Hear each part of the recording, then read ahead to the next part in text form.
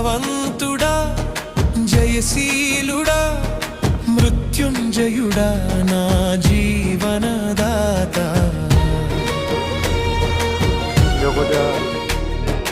బలవంతుడా జయశీలుడా మృత్యుంజయుడా నా జీవనదాత ఉన్నవాడానువాడా నీకే స్తోత్రము సృష్టికర్త సజీవుడా నీకే స్తోత్రము ఉన్నవాడానువాడా నీకే స్తోత్రము సృష్టికర్త సజీవుడా నీకే స్తోత్రము